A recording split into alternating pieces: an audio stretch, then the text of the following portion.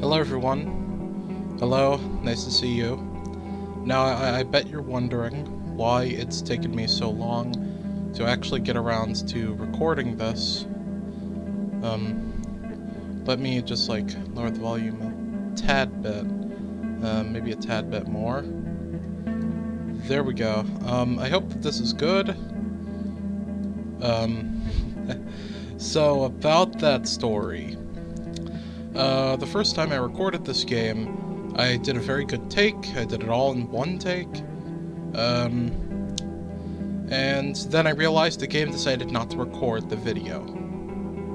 OBS decided not to record the video. And then I recorded it like a second time, and OBS again decided to, this time, not record the audio properly, so my voice was way lower. And then I did it a third time. It was a better take, but I was exhausted, and my voice was still a little bit too low.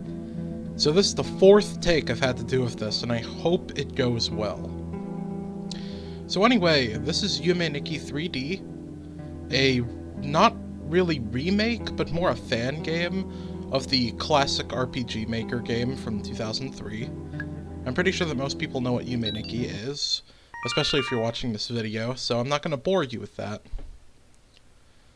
Basically, this game is made on a modification of the build engine.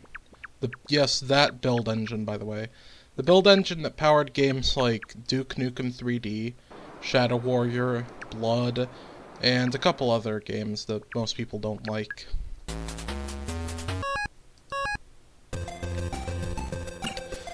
The first thing I wanted to show off here was this, game's own Nasu. For those of you who don't know, in the original Yume Nikki there was Nasu, which was just like a mini-game that you could play. And it wasn't anything special. It was just something that I think the developer put into Flex, and just for, world building. This game doesn't have Nasu, instead it has this thing. Which kind of reminds me of, either games that you would find on, old Flash game websites, or Undertale's battle screen. And I'm not going to bore you with my Undertale rant. At least I hope not. Anyway. There's only one reason why I actually wanted to show this off. It's because I have an auto-clicker built into my mouse.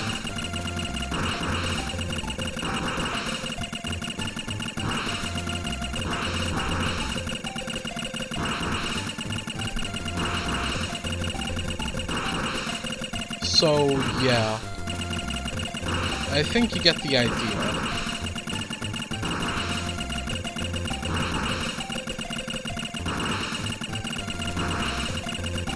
Yeah, whatever.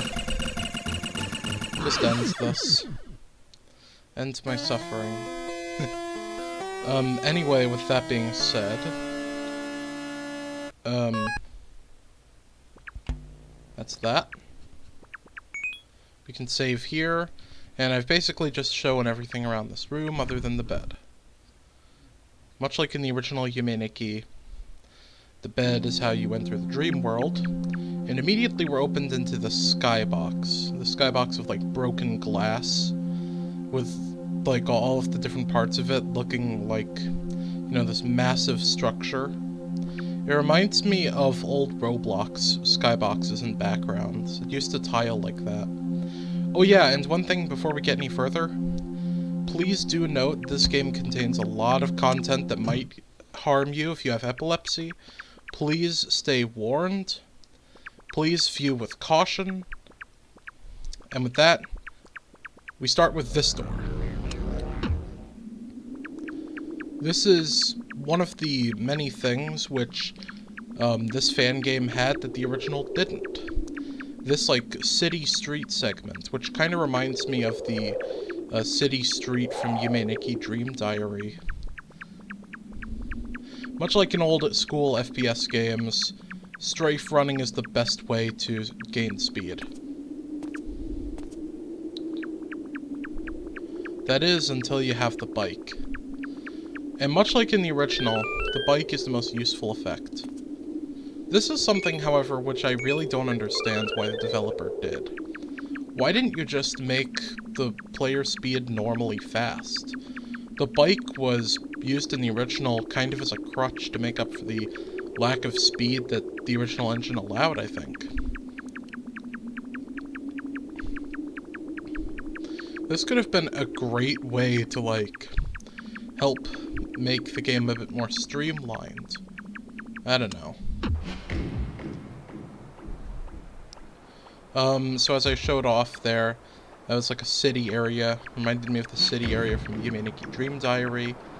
And now we have this, like, back alley, which definitely gives off an eerie vibe, but I don't know if it reminds me of Yume Nikki. It reminds me actually more of LSD Dream Emulator. All it would need is just random scribblings of Japanese characters everywhere.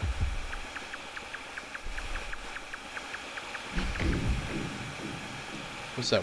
There's this strange turning wheel that you can't interact with. Every single time I see this, I get a little bit startled. This is one of the things that was added to the game. This wasn't in Yume Nikki. Very, very unnerving imagery. And I think it serves the game pretty well.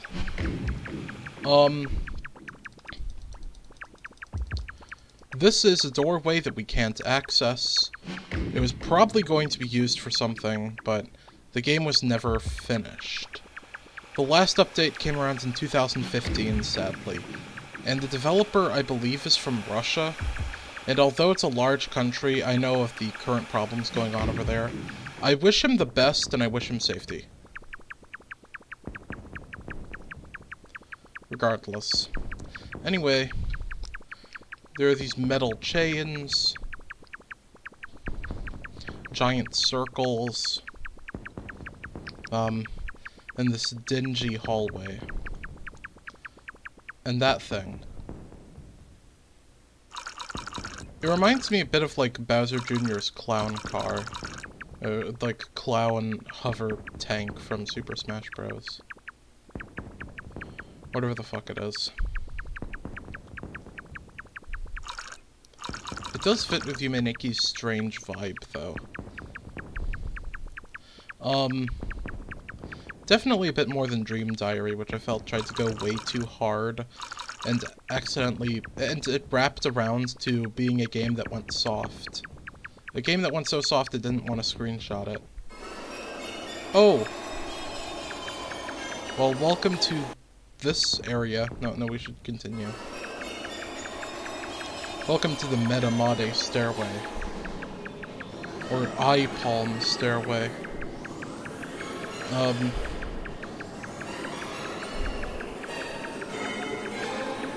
I don't know what the fuck this music is. Oh, okay, we're out of here. That place always creeps me out. Anyway, welcome to the Cathedral Labyrinth. If there was ever going to be, like, one place that I would think of whenever I think about this game, it's probably the Cathedral Labyrinth. It's pretty cool. It has a vibe which is similar to Yume Nikki, but I'd say more fits, like, Yume Tuki, or maybe Answered Prayers, or a game like that. That's like a Yume Nikki fan game. It's pretty damn fun, I'll be honest. It's a pretty damn cool area.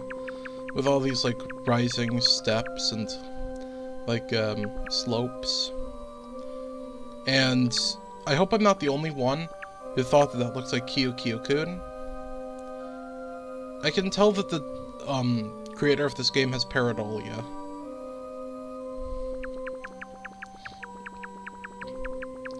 No offense, of course, I have pareidolia too.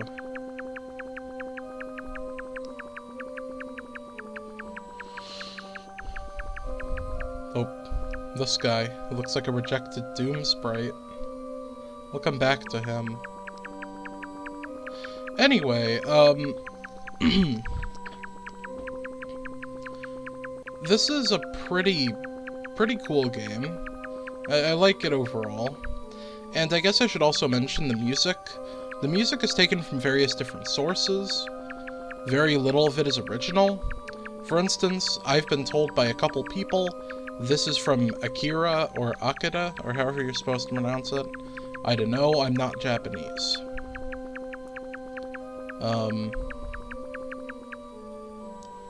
If you fall down this hole, you're taken back to the start. The Cathedral Labyrinth in and of itself isn't very large. It's just that it's easy to get lost in because all the rooms are basically the same.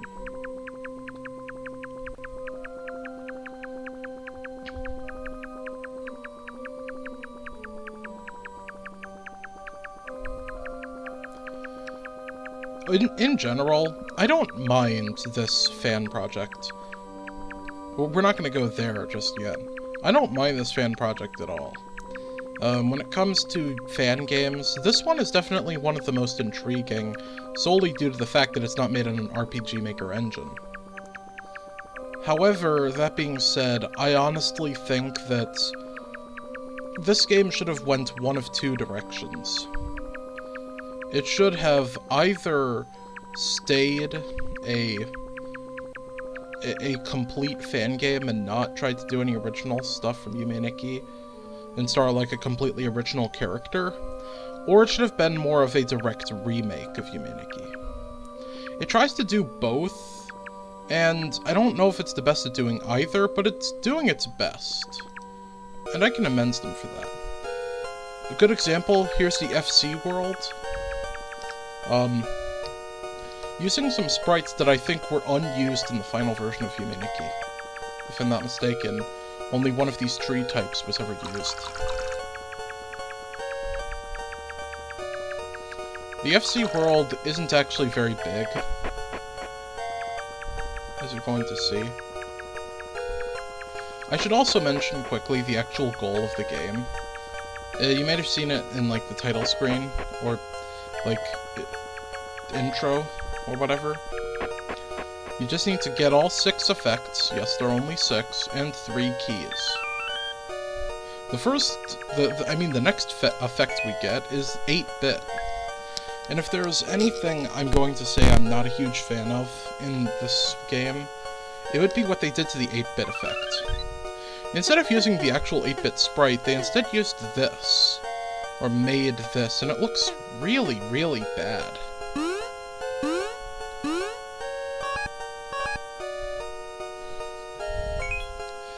Yeah, there's no real use to getting it. It's just something you need for completion. They should have used the original 8-bit sprite. Anyway, here's the rest of the FC World, featuring this pink house that kind of reminds me of the ruins from Undertale. And these, like, blue blocks or whatever. In general, this mod does kind of remind me, especially these areas, of the mod Mega Man 8-Bit Deathmatch, which is like some insane person's fan project for Mega Man, and it's just glorious. I agree. It's pretty damn fun, too. I really like it. Although it is very, very long. If you're not into long Doom mods, then I wouldn't recommend it. And also, if you're just not, in general, a fan of Deathmatch, then I don't know if you would like it. I don't mind Deathmatch, but due to the amount of charm and uniqueness the game had, I was able to push through it, mainly because it was just fun.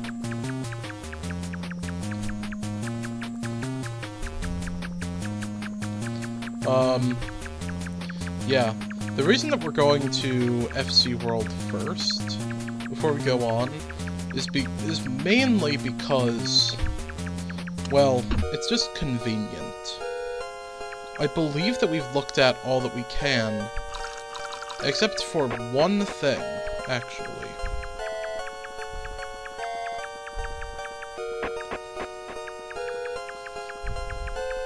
Before I die, I really want to see Joel play more Yume Nikki. I was so happy when I saw him do it. I agree. I agree. Although I agree with him that Yume Nikki isn't the best stream game, it is definitely a game which I feel deserves more love and respect. Even if it came out far earlier, I feel that it's just overshadowed by Undertale. Which is a shame, because not only did it come out earlier, but Yume Nikki is also just... Well, I promised that I wouldn't get into this, but I'm just going to say, I just think it's actually a good game. Not to knock Undertale, but look, I just think it's better in every way. I'm not really a huge fan of Undertale, but hey. Man, it's just what I think. Not falling down that again. Sadly, you aren't able to look fully up or fully down. Although, if you look up right here, you can see the ceiling, which is cool. I'd love to see inside the game's files, to see any, like, assets, but I don't know how to open anything made for, like, the build engine. I know how to open things for Doom, but, you know, it's different, I know. So here's this area, this, like, no smoking zone, or fog zone, I guess. You can even call it a sauna, but, I don't know. There's stop signs everywhere, so it really is just like a sauna.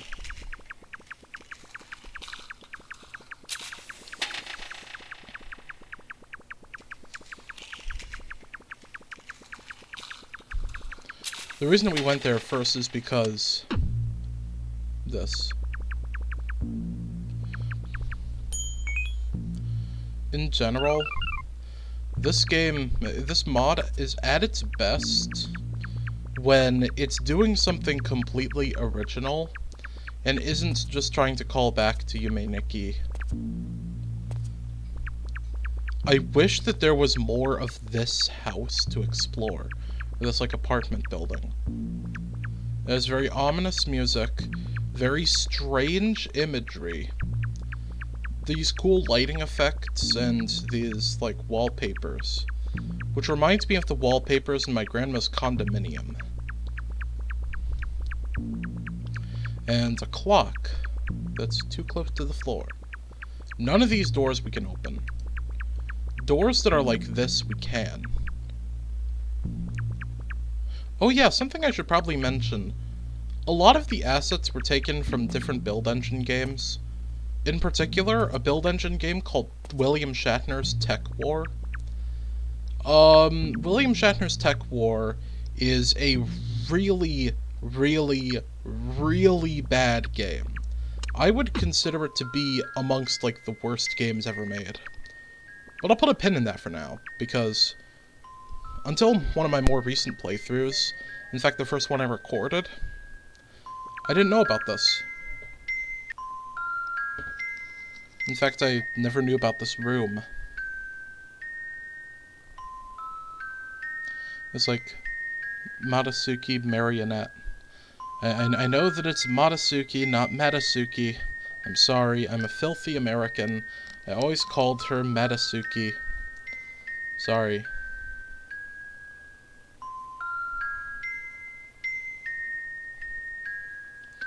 If you swing your mouse fast enough, you'll be able to see a rotational sprite.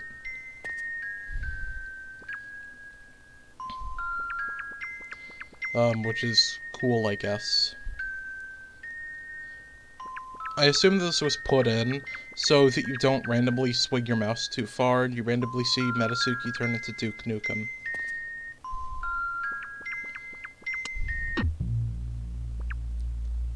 But anyway, yeah. William Shatner's Tech War is a really bad game.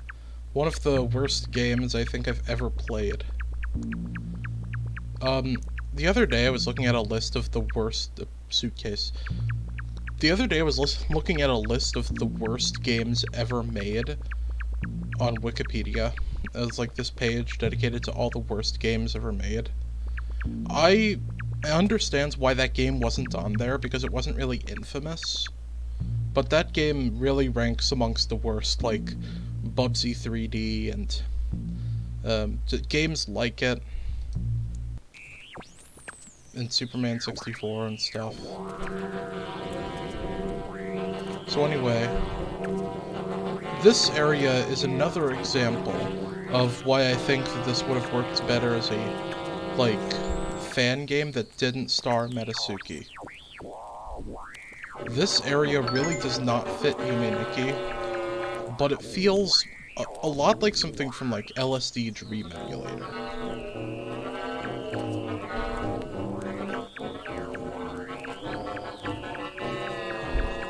And this musical track is really irritating. And these textures kind of look like they were from Doom. So I'll just move on.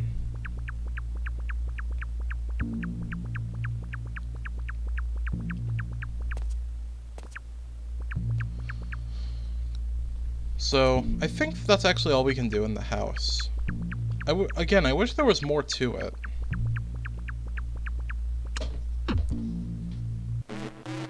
Oh. Welcome to this area. This, like...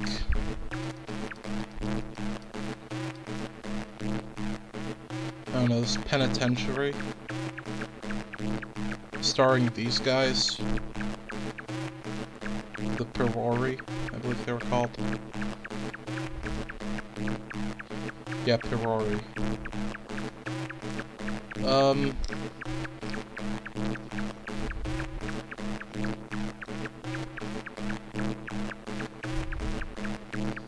These are pretty strange areas, and I think that they work with Yume Nikki fan games, but I just don't think that they work with the original, if you get what I mean. I mean, this area is a good example. Like, broken glass world with these crucifixes. This works really good for a Yume Nikki fan game. But I think that because it stayed too close to the original, it just didn't really work as well. If it was just a complete remake in the build engine, it would be pretty damn cool. But, it wasn't, so... Or if it was just trying to do its own thing, I think it would have been amazing. Welcome to the snow world. There's nothing really to do here, except for this thing. I'm not totally sure what this is supposed to be.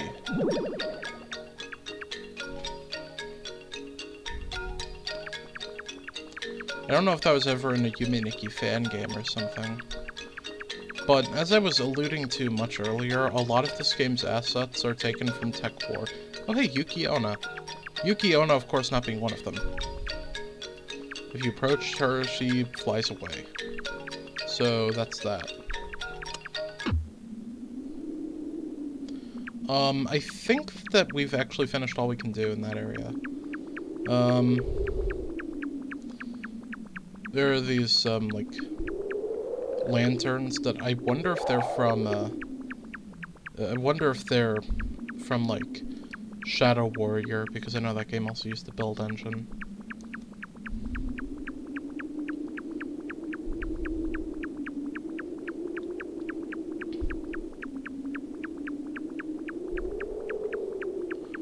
Okay. Why are we strafe running? We can just use the bicycle now.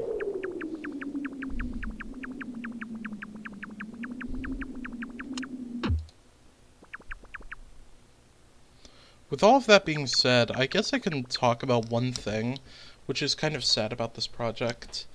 It was never completed, of course, so a lot of these doors just lead to places that we've either just been, or places which are not of huge significance. Or just are completely blocked off. Like this one. This one just leads back to the start. This one leads to the end. This one, actually, we're gonna get back to. We've already been through here and here, so that just leaves these two. This is the eyeball world. In my opinion, much creepier than in the original, simply due for the amount of very realistic eyes.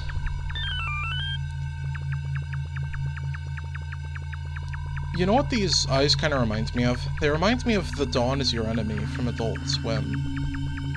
Either that, or... Are those eyes just looking at me for a second? I'm not stupid. They were, right? Or am I just seeing things? They look like either the Dawn Is Your Enemy, or they look like, some of those Game Boy camera faces.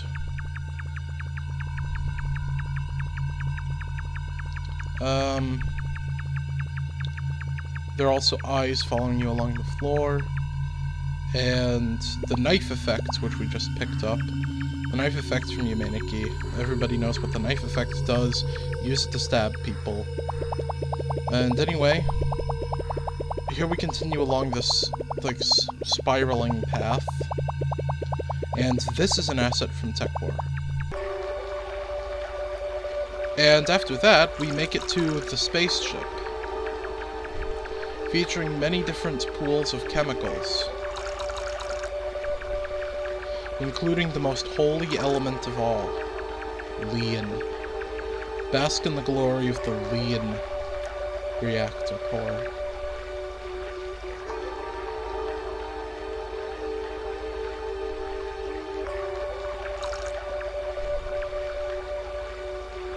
Alright, enough basking. With that out of the way, we have, well, we've seen a lot of what this area has to offer, but there's still something else to see. I think that I've seen everything this game has to offer, by the way. I mean, I'm not 100% sure. There might be something super deeply hidden, but I can't tell because, again, I can't look at the game's files, and I don't know if there's, like, a no-clip option. If there's a way to, like, cheat for this kind of game, I would love if someone were to tell me, but I don't know. With that being said, we go into these curtains, and we see... well, the screen tearing. We see this spaceship orbiting through space. We see this guy. If you stab him and kill him, nothing happens. But I'm just gonna leave you there. In fact, I don't think anything actually changes if you stab people. Well, except for one instance that we'll get to later.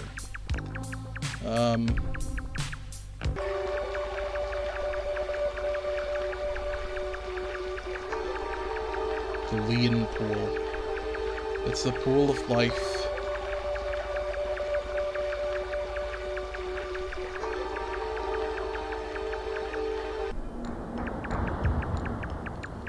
These assets are from Tech War. These, like, ugly-looking amoeba things, they're from Tech War.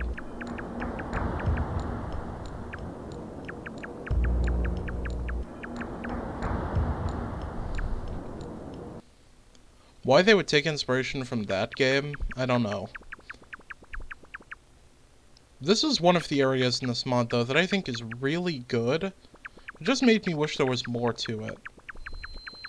But do be aware, this entire area is haunted by an ear-piercing screech. If there was anything I would change about this mod, it would just be to get rid of that entirely, because it is very irritating to me.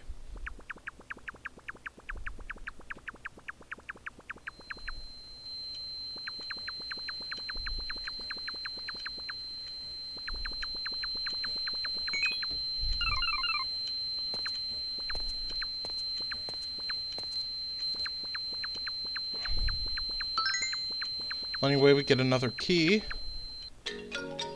and we are led right back to this area. So, yeah, we just made a loop. There is, however, something I missed. And I just remembered I missed it. We have to go back through Broken Glass World.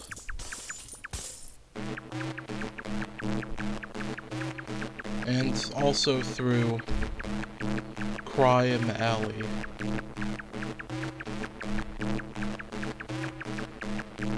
Another thing I just noticed about the lighting.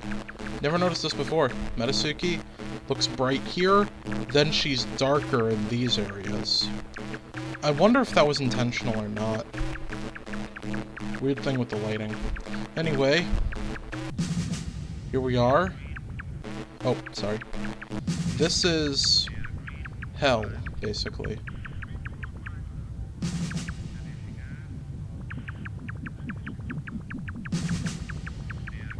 Out of all the worlds in this game, this one is probably one of my favorite original ones, solely because of how unique it is. I've never really seen something like it in a fan game or otherwise. Oh. Didn't know you could do that. Definitely original, with these weird rockets, weird chattering on the radio in the background, with weird drum loops. And everything is shrouded in scarlet red. It's really cool. I wish there was more like this. But with that in mind, we now make it to Forest World. And unlike in the original Yume Nikki, Forest World here is much less disturbing and much less difficult to navigate, although it does still hold a kind of obscure secret. Well, I put secret in quotes. Anyway. You'll find this guy from Yume Nikki. His mouth kind of reminds me of Uboa's, now that I look at it. But if you go on nearby him, it's around here somewhere.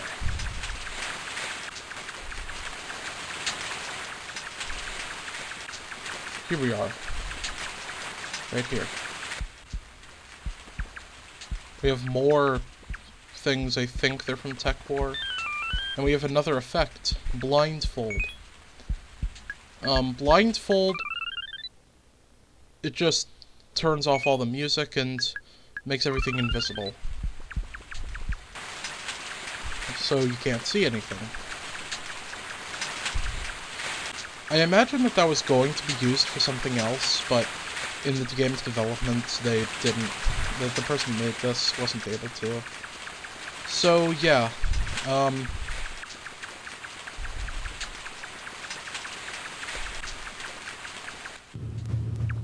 Here we are going down the long highway with these weird things gazing at you from each side.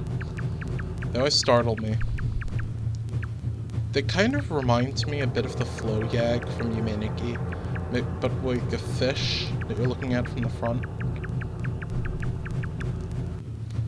And here we have Gnashing Teeth World. I believe that these teeth are also from Tech War, but don't quote me. It's a shame that Yume Nikki, that a Yume Nikki fan game had to take so much inspiration from a game which is so terrible.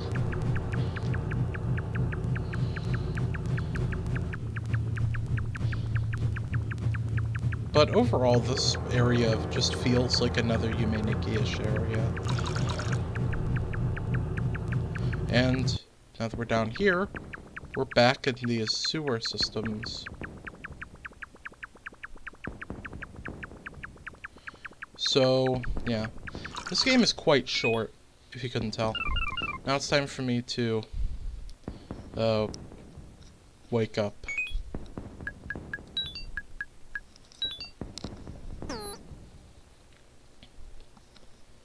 And just quickly save, and then we'll get back into it.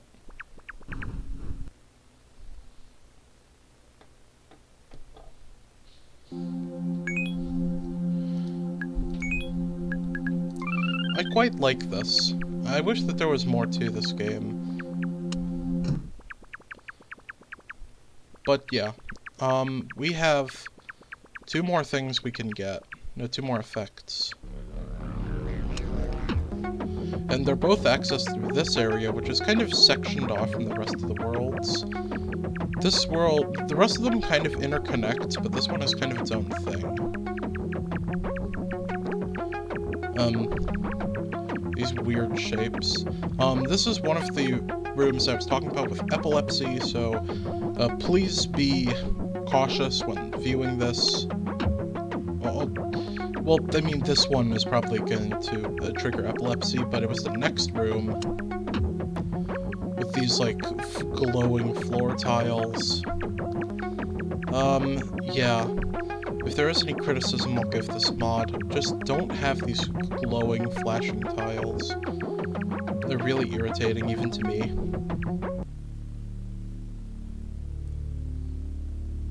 Ominous. Welcome to the Eye of Eyes. From it we get the monochrome effect. And I'll show off what the monochrome effect does later. Also,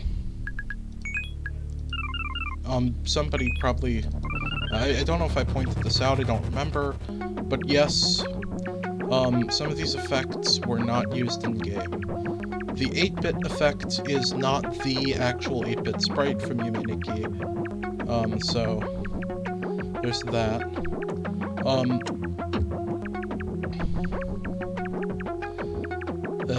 The Blindfold was unused, and the thing which gave it to you was also the Will-O-Wisp, which was unused.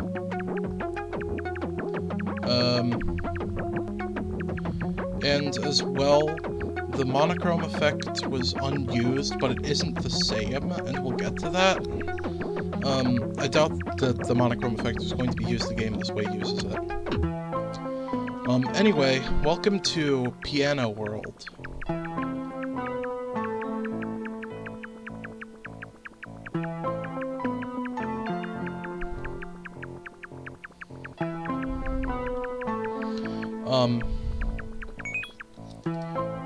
Here we have another one of those creepy faces we saw before. And this next area is what I like to call Epilepsy World. So if you have epilepsy, just turn away now. With that out of the way, here we are. Epilepsy World. Actually, we need to keep out the knife. It's this weird, glowing, polygonal mess. Featuring Ghost Matasuki. You can't actually interact with it. But we can stab it. And when it does, it takes us to this.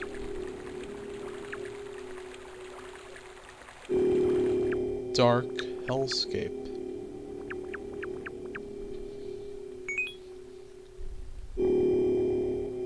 Now, about that monochrome effect. It doesn't use the actual color scheme, which kind of pisses me off, because this one looks really ugly.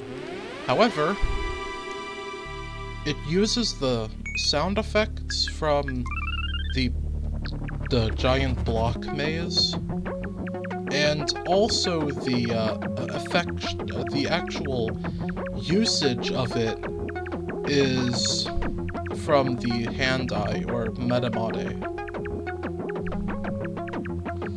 That being said, though, here we are back at the chessboard. And with this, we can access the real final area of the game. Well, before the real ending.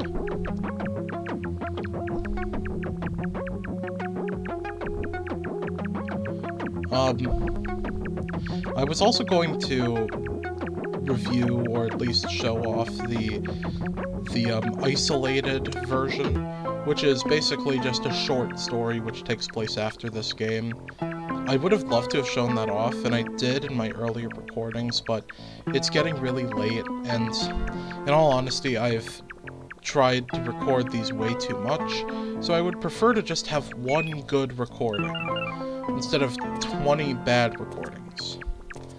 So maybe someday I'll return to that. Anyway, this guy's gone, so we can re-enter. Again, epilepsy warning. The graphics kind of reminds me of Star Fox. Why did they have to make it these blinding colors? They should have just made it more like the actual block world. Oh yeah, and these spikes, they're from Tech War. These spikes as well. And this floam-looking thing, I think, as well. You can't kill it or interact with it. This place overall kind of reminds me of the Face Carpet Plaza, but there's very little to see here. And with this, we obtain the final effect. Palette. Basically, what it does is it changes the color palette.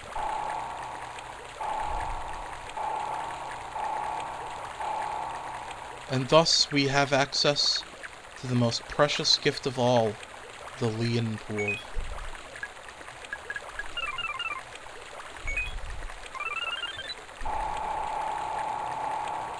The most precious and most sought-after gift of all is the Pool of Lian. It's the pool of life.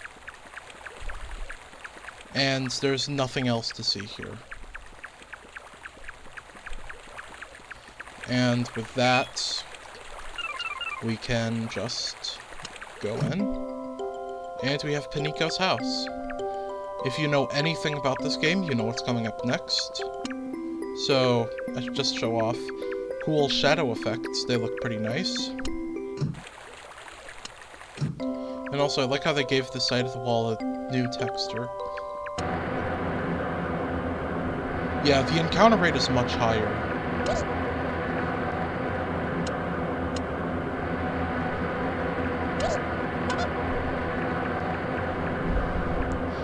I don't think you can do anything to Yuboa, because as soon as you walk up too close to it, it'll teleport you to the trap. Which, I mean, it's pretty cool. It's a faithful recreation of the Yuboa's trap. There isn't much for me to say, though. We can always teleport out of there, but with that, there's only one thing left to do. But we should probably just save first, just in case. Anyone who knows Yume Nikki well knows that there is another very famous Easter egg that's hidden very, very, very deep into the world.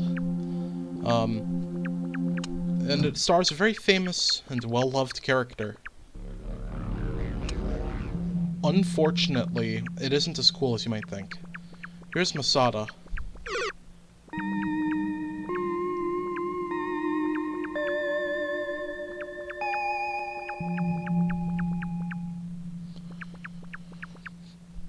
That's his piano, of course, and you can just go and sleep here.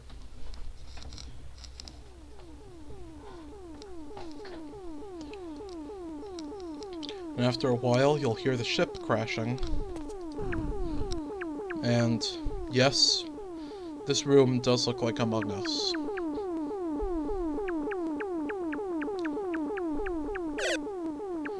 And no matter what you do, the ship will always crash. You can't reverse the crash after this point. And now you crash down on Mars.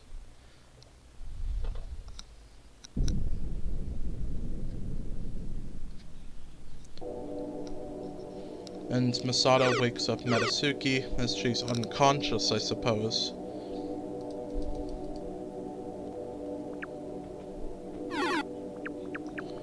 So yeah, sadly I don't think there's a way to reverse this.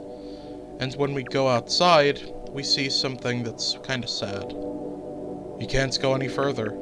Yep, this was never added in. And I can't see the files themselves, so I don't know if there was anything planned over here. So, yeah, that's that. Kind of a sad way to end things, but hey. At least there was something here. It's kinda cool, I guess, but definitely would have preferred it if there was actually something over there. But I guess beggars can't be choosers. I do understand that the developer has probably a life outside of this. So, cool, unique skybox. And I imagine that they probably just aren't a huge fan of modding anymore, so yeah, I can understand.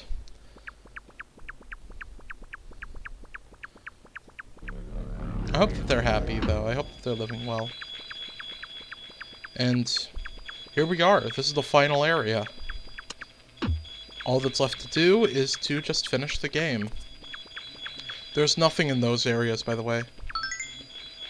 Every key that you put in removes one of the cobwebs, for some reason. And after this, you're transported to a room with all the different effects, and you get to see how they massacred my boy, or my girl in this case. And with that, we conclude the game. More updates will come soon, if only.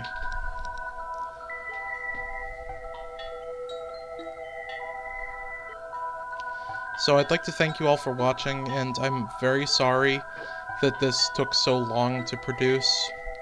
I'm very sorry. Finally, it's out there, and I won't have the guilt of not delivering this on my shoulders. So I hope you all enjoyed, and I'll see you next time. Make sure to keep subscribed to my Twitter page, and yeah, I'm out. See ya.